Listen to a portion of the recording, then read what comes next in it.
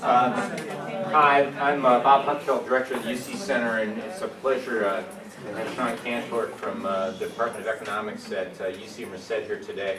He's going to be talking about spillover effects from, local spillover effects from having a university nearby. So thanks for coming, Shawn. Yeah, thanks for having me.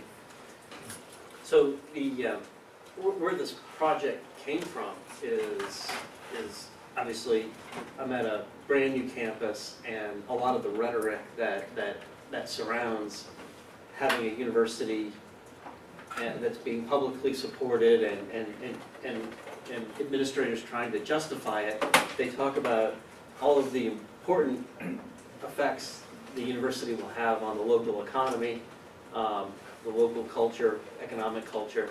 And you know, as you hear this, you think that the San Joaquin Valley would be fundamentally transformed by having a university there in its presence. But if you look at the economics literature, there's really very little evidence, in fact, no evidence that there's a causal link between what universities do and the success or lack of success of the local economy. And so this got my colleague who's at Merced also, Alex Wally, and I kind of interested in understanding these spillovers, local economic spillovers from universities to their local economies, and trying to measure them quantitatively, and dealing with the endogeneity issue, which is a kind of an empirical challenge in understanding the relationship, the causal relationship between what universities do and local economies. So if you kind of look at the rhetoric about, as I said, about what universities do, it's fairly dramatic. So for example, this is the opening quotation from a 374 page report. It's getting kind of dated now, but it's still on the UCOP website, basically justifying the important contributions that the University of California makes to the California economy. So this particular quotation, it's used a lot. So if you were to Google pieces of this quotation, you'll see lots of universities use it. But Richard Rosen, who's the president of the Urban Land Institute, he argues that few institutions have more to offer in propelling economic development on both a national and local basis than our nation's colleges and universities. As leading institutions in their communities, they're powerful drivers, technology centers, employers, developers, and investors. So there's a flourishing body of literature that's developing, I would say, over the course of the last 10 years, that's looked at the economics of agglomeration economies, and it talks about the positive spillovers and measures the positive spillovers associated with the clustering of labor and capital together, in particular in urban areas. And there's some reasons why you might think that urban areas are more productive, holding everything else constant. It's easier for firms to get access to suppliers and to their customers.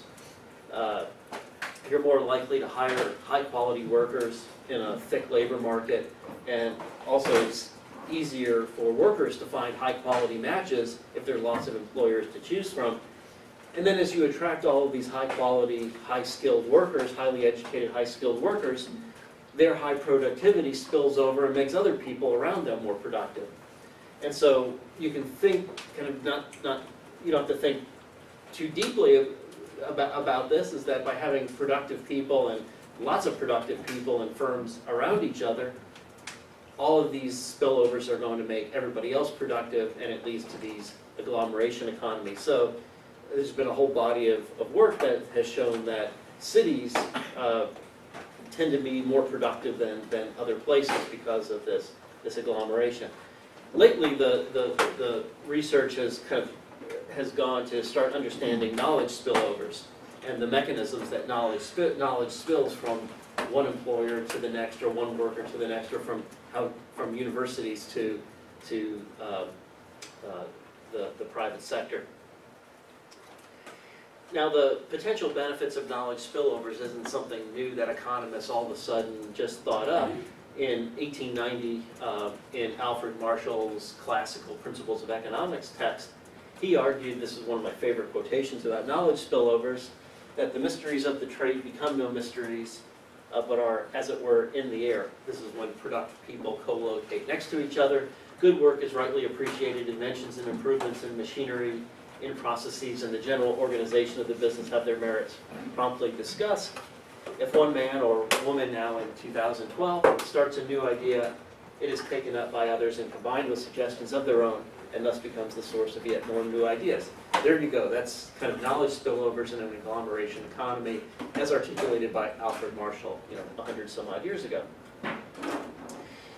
Now, with respect to the university in particular, the university takes a fairly central role, at least according to proponents like Clark Kerr, who was an economist, the president of the University of California during the heyday of the university when the master plan was developed.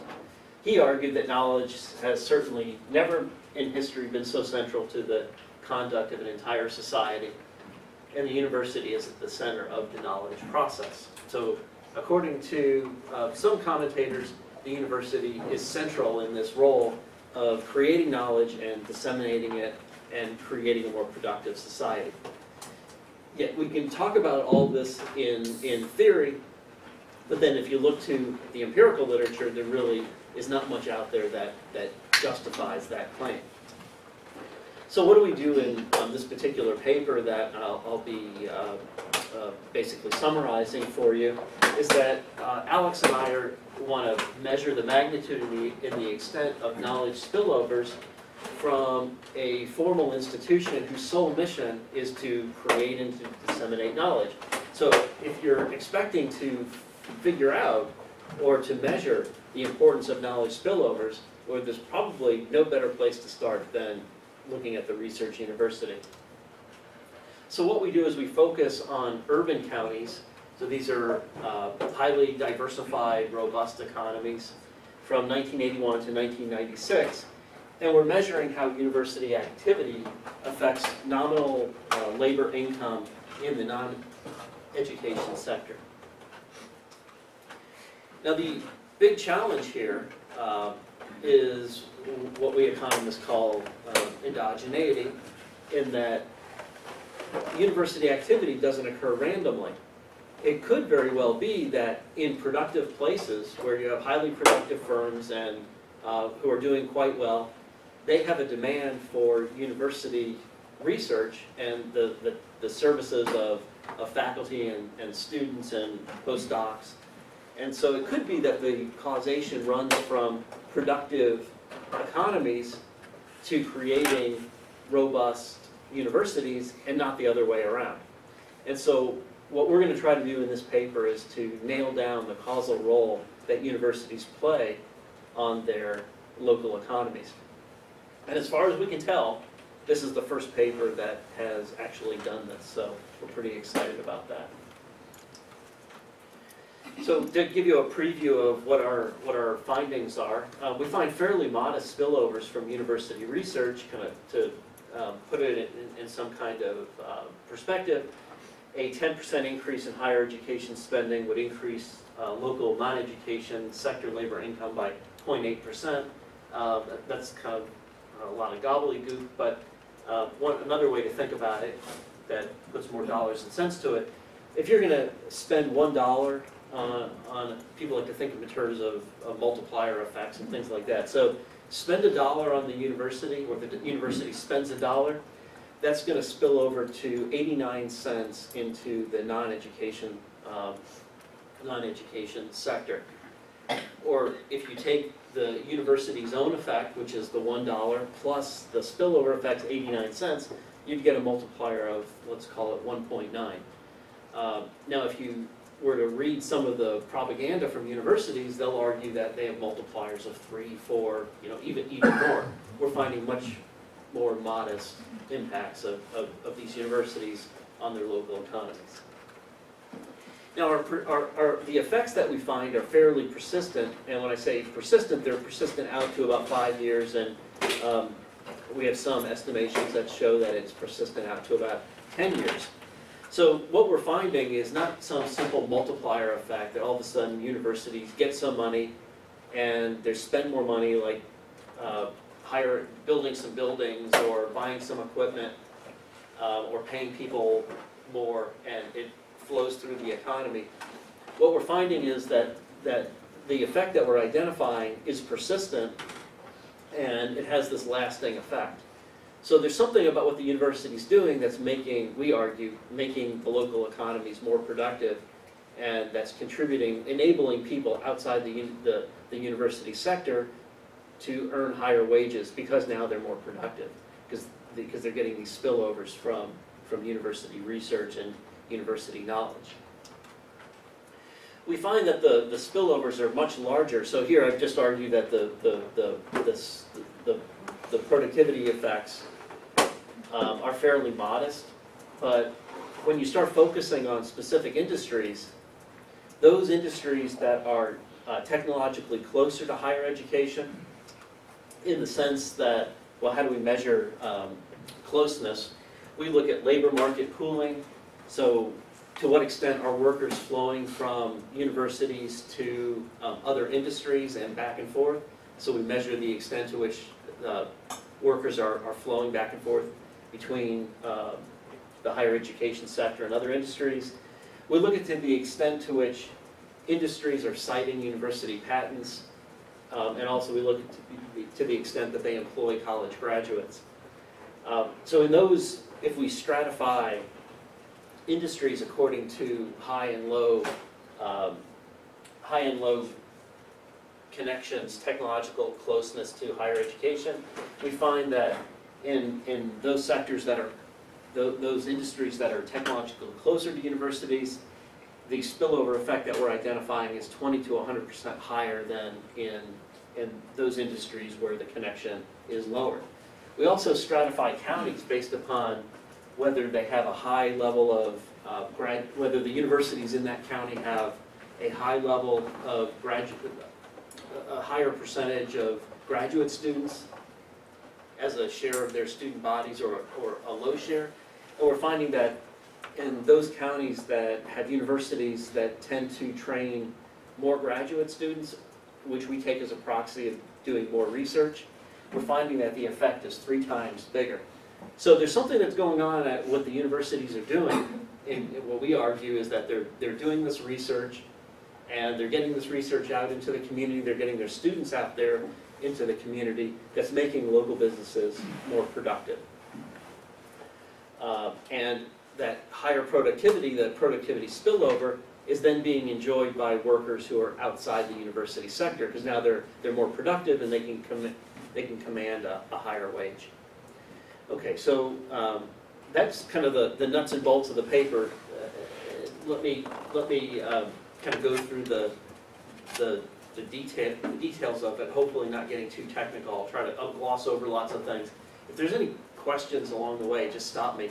I know different disciplines have different kind of ways of doing things. The economist way is you ask questions along the way, and I would have been stopped about 10 times by now. And I'm only in the introduction, so feel free to ask anything along the way. So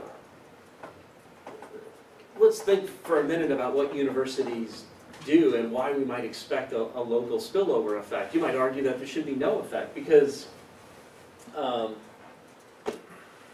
well, what faculty do and what goes on in university labs is it's global in nature, because what I do is I produce some research, I publish it in international journals. It can be read by anybody around the world, and I assure you what I do has no market value. You know, I'm not inventing the next widget.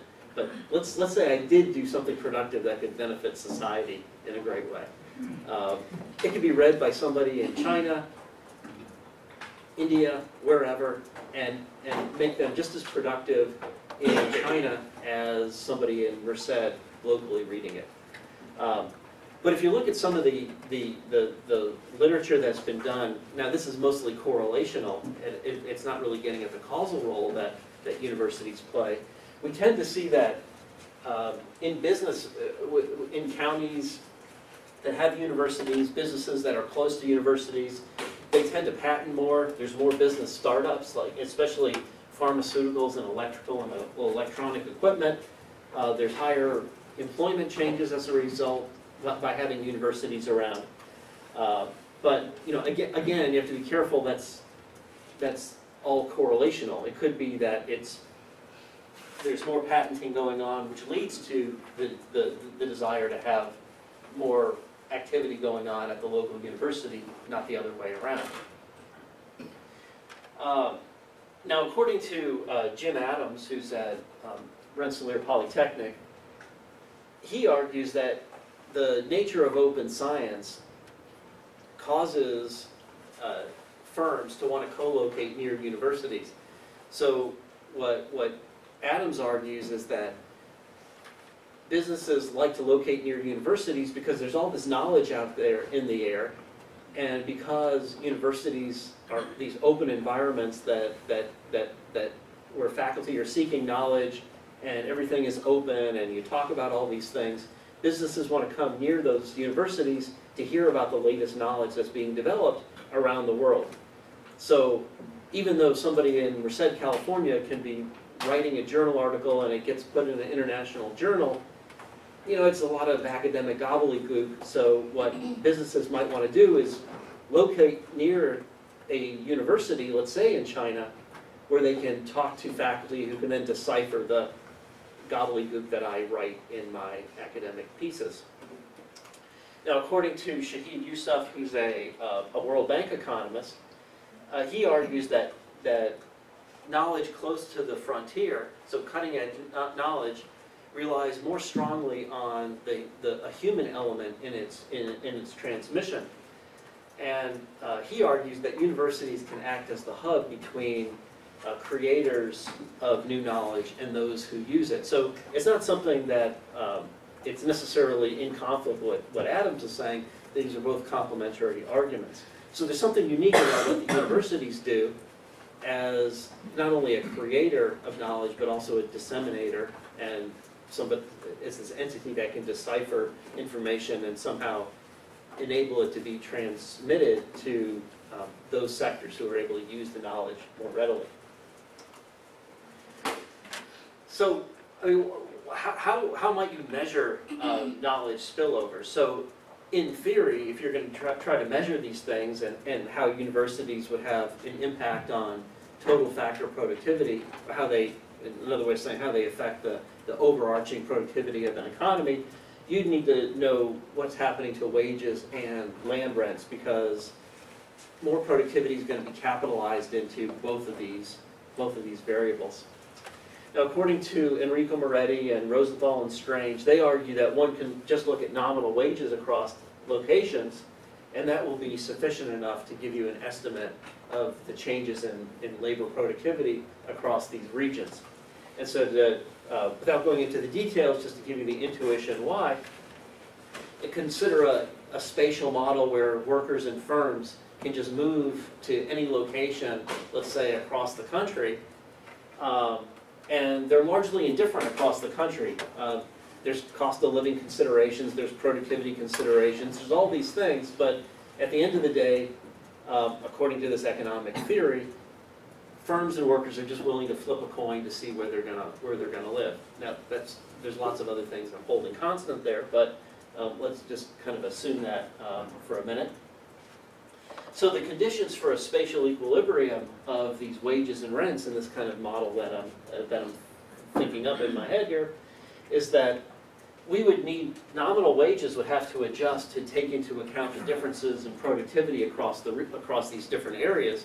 So if it's some particular place, let's say there's a university that's making people more productive, those workers in that area should be commanding a higher wage because they're now more productive. But there's a problem in that now all of a sudden, real wages wouldn't be equalized across these whole regions, so something has to give, and what's going to give to make everybody, these firms and workers, indifferent across all of space is that land rents are going to have to go up as well. So that's what you might ask yourself, well, why are rents so expensive in a city where there's agglomeration economies, as I've argued? Well, it's because in a place where people are more productive, like a city, you're getting a higher wage, but you're going to pay for it in terms of a higher cost of living. So that's why you can live in a, I shouldn't say this sort of thing, but you can live in a place like Merced, not very productive, not lots of job opportunities, but it's really cheap. So I'm indifferent living there versus living here in Sacramento. So. Okay, so I'm not going to go through the details of this, but basically what this says is, the way I'm going to estimate these things is that we measure difference equation, so it's the change in non-education sector income, and we're regressing that. We're using regression analysis, and that's regressed on changes in university expenditures in these particular counties. And so we're looking at long differences, which means we're looking at 3 or 5 year changes. And what that does is that differences out. There's all these characteristics of individual industries and different cities that might make them more productive no matter what. So we're differencing all of that out. That's all taken out of the analysis. And what's driving our results, what's driving the changes in labor income after you control for all this stuff and difference it all out, is theoretically the changes in university expenditures. Okay, so the biggest concern here, as I said, is that there's this endogeneity. There's a set of unobservables out there, like productivity shocks that might make firms more productive, that could affect both local wages, what happens to local wages, and to university activity. And so that's the big challenge that has faced economists in doing this kind of work, is how do you get a true measure of the exogeneity of university activity. And so the way we're going to do this is a technique known as instrumental variables. And so we have to look for a variable that's going to help explain university expenditures but have nothing to do with local wages. And so what we use, what we found is that shocks to endowments which then gets filtered into how much money universities spend, is a good variable that has nothing to do with local wages. And so we found that universities tend to spend a fairly rigid amount of money from their endowments. It's roughly 4 to 5%. And it doesn't really change year over year. They pick their percentage, and that's what they live with for the long term. And university endowments tend to be a function of age. So the longer universities have been around, the bigger their endowments. It's kind of really as simple as that. And so what we do is that we interact this endowment size, which has nothing to do with local industry, with national stock market shocks. And that's our instrument. So that's the variable that we've concocted that enables us to have this exogenous shock to university expenditures or university income, which then translates into how much money universities are going to spend, which has absolutely nothing to do with the local economy. It has much more to do with the national economy. So that's kind of the idea of our empirical approach. So I won't go through that. So the kind of data we use, just to give you a sense of how data intensive this is that we've collected data on these universities from the U.S. Department of Education's Higher Education General Information Survey, which was then taken over by a similar kind of survey, but it got its name changed to the Integrated Post-Secondary Education Data System, which is still in place today. So all universities fill out these surveys for the Department of Education. In fact, they've been doing this since about 1868. So Alex and I have been collecting data from that period as well. So we stopped our analysis in '96 for a couple reasons. You might say, well, why aren't you doing a more modern study? The '97 to 2000 financial surveys haven't been released yet. You know, I don't know why. And then there was accounting methods that changed in 2000, which make the post-2000 and the pre-2000 financial numbers not so comparable. So we decided we're just going to stop in '96. Another reason to stop in '96 is that endowment investments become much more complicated after about 2000.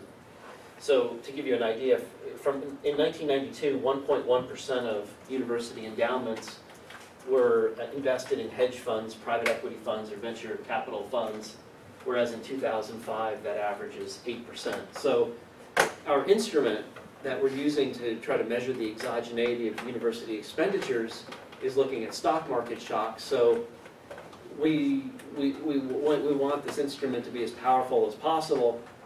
So if we have university investments invested in all these crazy things, then that's going to undermine the power of our empirical analysis. So that's another reason why sticking to the earlier period is better.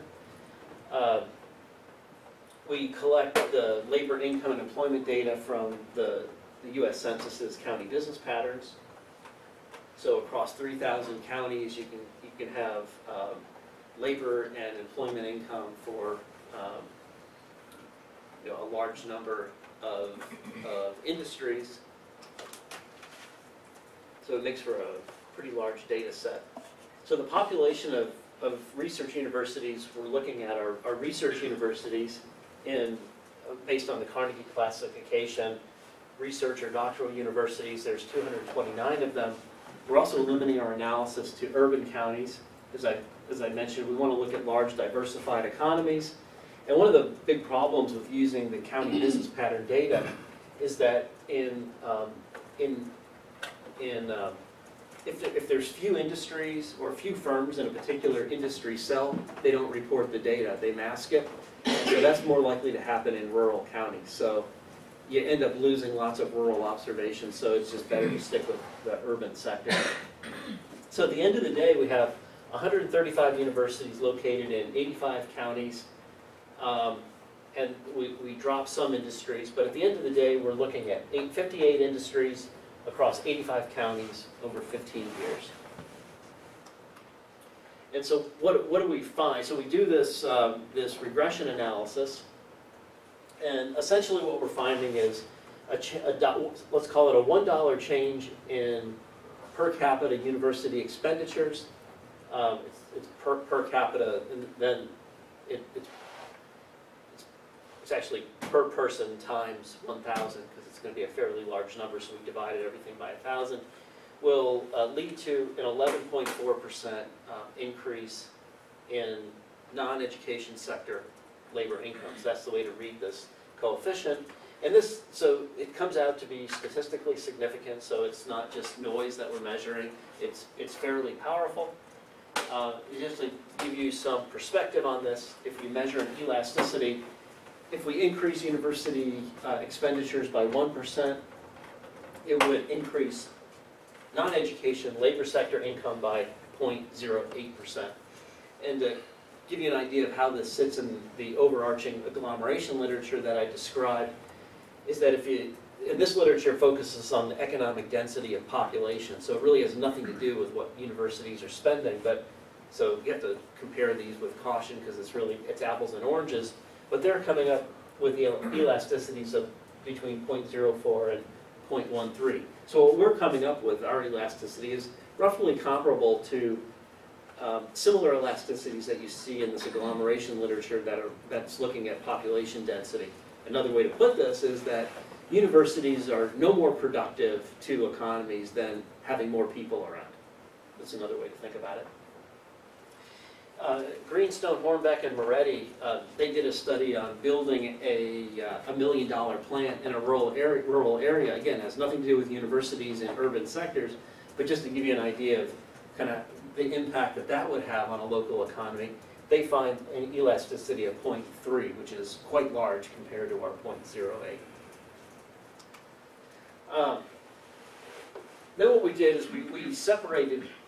As I said, we were looking at 3 and 5 year long differences, and then what we wanted to do is separate out to see when the impact is starting to take hold. So let's look at the 5 year differences. So we looked at all of the individual changes in university expenditures year over year. And so what we see here is that in the first 3 years, we don't find a statistically significant effect.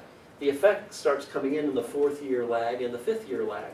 So what we're finding when we decompose the effect is that spillovers are taking time to manifest, and once they do manifest, they remain fairly persistent. So this is something more than just like a stimulus, a multiplier effect, where you spend some money and the university spends some money and that, that kind of filters through the economy really rapidly and dissipates quickly. This is something much different that's happening in the local economy.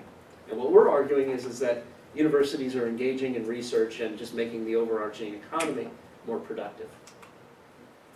To give you a sense of what universities are doing with this added money they're getting from their endowment shocks, we looked at changes in undergraduate enrollment, graduate enrollment, what's happening to university donations, building and equipment expenditures.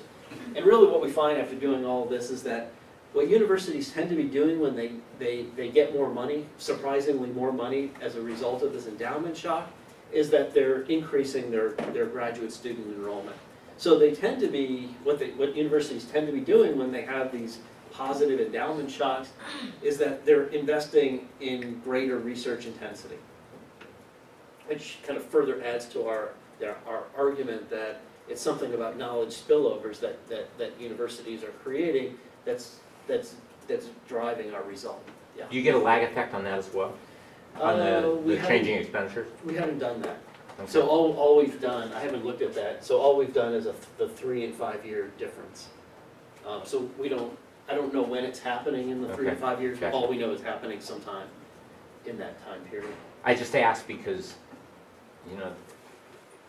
at least in California the last 10 years, the budget's been very lumpy, and so all of a sudden you'll have a rush of income for a particular purpose, and then it shrinks back again, and so you lack the continuity in a certain sense. Right. Yeah, that's a good argument. That's a good point. Yeah. So by doing this in these long differences is that it's kind of smoothing out all of that lumpiness you're talking about. So it's kind of the change in income, endowment income, say over 3 or 5 years, and you're right. There could be things jumping around in there, but the empirical strategy here is smoothed it out. And kind of you're getting this average over the 3 or 5 years. And the last thing I want to show you is that, as I said, we wanted to get a sense of who's benefiting, what kinds of firms are benefiting as a result of what universities are doing. So in this first couple columns, we break up counties based upon the extent to which the universities have above median or below median graduate student populations. And you see here that in those counties where the universities have more graduate students, above median levels of graduate students, the effect is much larger, on the order of 3 times larger. So there's something about what's going on, not necessarily with graduate students per se, but what these universities are doing by, they're taking on all these graduate students. It must be they're more focused on research. So in more research-oriented environments, the spillovers are much larger. And then we wanted to stratify industries based upon their closeness to universities, technological closeness. So we look at the extent to which industries are pooling labor with higher education. As I said before, that's measuring whether workers are changing jobs from the higher education sector to a particular industry and vice versa. And we're stratifying above median and below median based upon that measure, whether industries are citing university patents and also whether industries are employing college graduates. Again, breaking these industries based upon above mean and below mean. And in every case, so those that are above the median, in terms of being technologically closer to universities, the effect is always larger, on the order of 20 to 100% larger. So all of this is leading us to conclude that university activity is generating this persistent productivity effect that's spilling over to local firms and to local workers. And it seems to be based upon the research that's going on, the knowledge creation that's going on in local universities. The magnitude of the effect, a 10% increase in university expenditures, is generating a 0.8% increase in non-education sector labor income, or a multiplier, if you like to think in those terms, of about 1.9. So it's on average. So it's not dramatic like universities are reporting, but it's significant. It's not trivial. And these spillovers are larger when when the universities are more intensively focused on research, and when the local firms are technologically closer to universities. And this corroborates, our results here corroborate the previous research, which is showing that universities tend to be more highly correlated with the presence of firms that are doing more patenting, that are employing more people in certain sectors. So it could be that the universities are creating some of this economic drive in these local communities. Now, what's interesting to us, especially coming from a place like Merced, is that our results are opening up new avenues for understanding the political economy of university support. And so if a university is thinking about collecting lobbying support for its activities, well, probably what it wants to do is to find those industries that are benefiting from their activities, those that are technologically closer, because that's where your core of support will be. Now, this also raises questions, a policy question about how productive is it and how efficient is it to, say, start a new university in the middle of a cow field, like in Merced. Well, these results would say it's not a very efficient use of resources. Now, that's a bit dramatic coming from being one who's employed by that kind of university, but what we're saying here is that the university dollars are going to be best spent when there's an infrastructure in place where the knowledge can be absorbed. I don't know if you have I don't know if I have a picture of Merced here. I might, but it's literally in the middle of a cow field. There's nothing around it, so there's no entities there to absorb it. So then that raises the next question, which is not covered by our research, is, well, what happens if you do place a university, let's say, out in a green field? Will the knowledge come? Will the knowledge seekers come, and will they start to co-locate next to these universities and create the kind of findings that we're showing here? Well, that's something that Alex and I are working on now. So that would be an argument of, like, does university activity have an impact on what we economists call the extensive margin?